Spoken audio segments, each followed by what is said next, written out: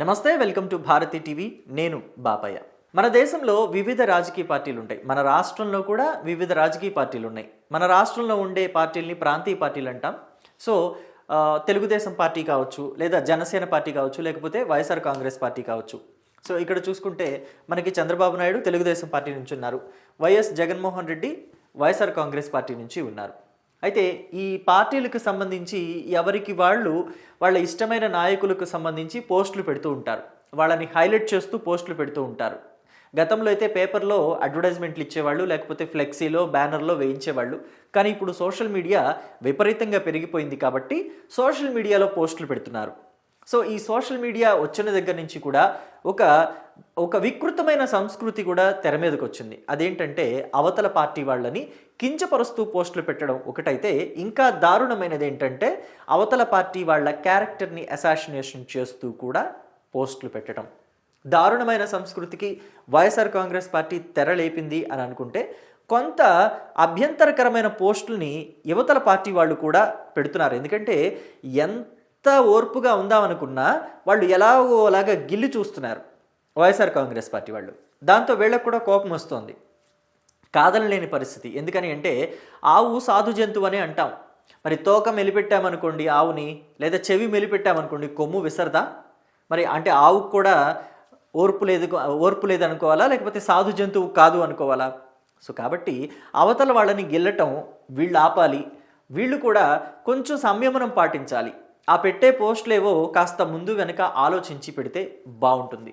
అసలు ఏ పోస్ట్ గురించి మాట్లాడుతున్నావు నువ్వు అని చెప్పేసి మీకు అనుమానం రావచ్చు. నేను వెంటనే ఆ ఫోటో చూపిస్తాను, చూడండి. నేను నిన్న ఈ ఫోటో చూశాను. ఫేస్బుక్లో స్క్రోల్ చేస్తుంటే నాకు ఈ ఫోటో కనిపించింది. వెంటనే నాకు దీని మీద ఒక వీడియో చేద్దామని అనిపించి నేను ఈ వీడియో చేస్తున్నాను.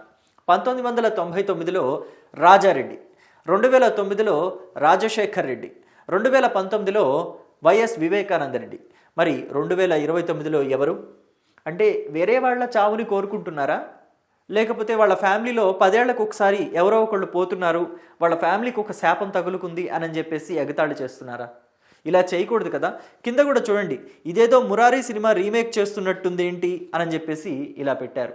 అయితే నేను దీన్ని ఎక్కడా కూడా సమర్థించడం లేదు, అలా అని అపోజ్ చేయటం లేదు. ఎందుకని అంటే వీళ్ళు ఇలాంటి పోస్టులు పెట్టడం అంటే వైఎస్ఆర్ కాంగ్రెస్ పార్టీకి వ్యతిరేకులు ఎవరో ఈ పోస్ట్ని పెట్టారంటే వాళ్ళు తెలుగుదేశం పార్టీ వాళ్ళ, జనసేన పార్టీ వాళ్ళ తెలియదు.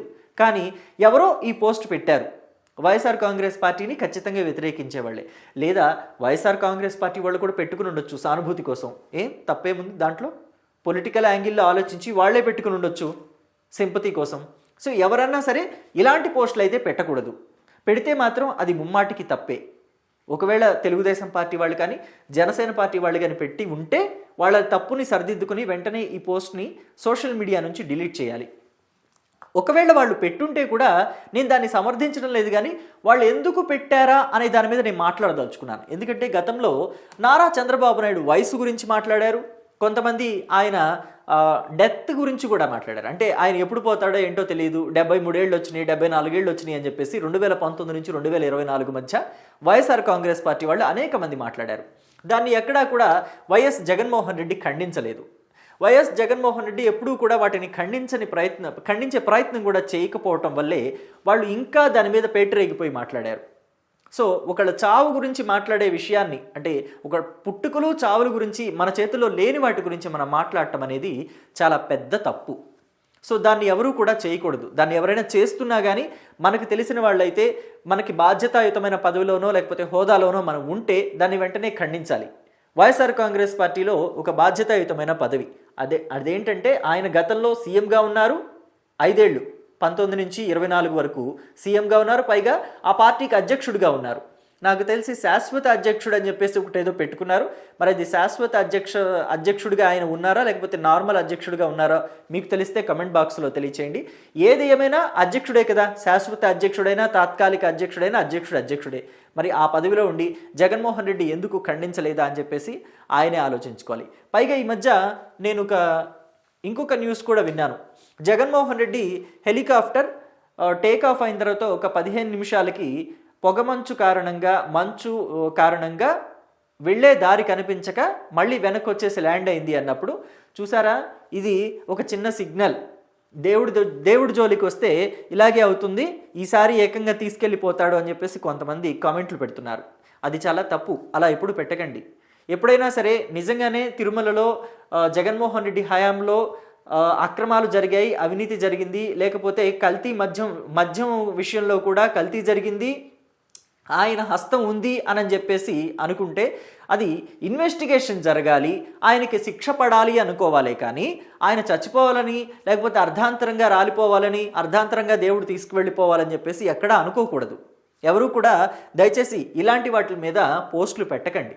ఎప్పుడైనా సరే న్యాయం గెలవాలి, చట్టం గెలవాలి, చట్ట ప్రకారం శిక్ష పడాలి తప్పు చేసిన వాళ్ళకి అని అనుకోవాలి. కానీ దేవుడు తీసుకెళ్ళిపోవాలని అనుకోకూడదు. దేవుడు తీసుకెళ్ళిపోతే ఏమొస్తుంది? ప్రజలకు ఏం తెలుస్తుంది?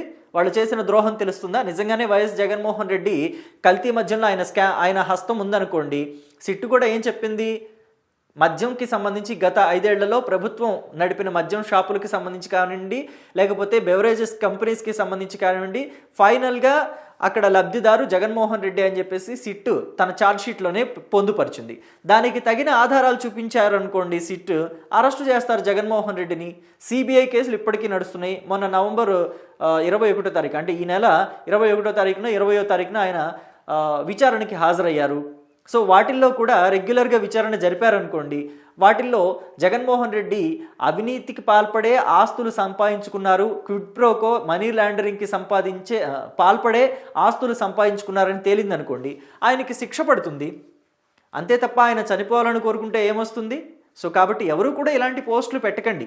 శిక్ష పడాలి, తప్పు చేస్తే తప్పు చేసిన వ్యక్తికి ఖచ్చితంగా చట్ట ప్రకారం శిక్ష పడాలి, జైలు జీవితం అనుభవించాలి అనుకోవాలి. కానీ చట్టం గెలవాలి, న్యాయం గెలవాలి అనుకోవాలి. కానీ చనిపోవాలి అని ఎప్పుడూ అనుకోకూడదు. సో దీని మీద మీ అభిప్రాయాన్ని కమెంట్ బాక్స్లో తెలియచేయండి. Thank you.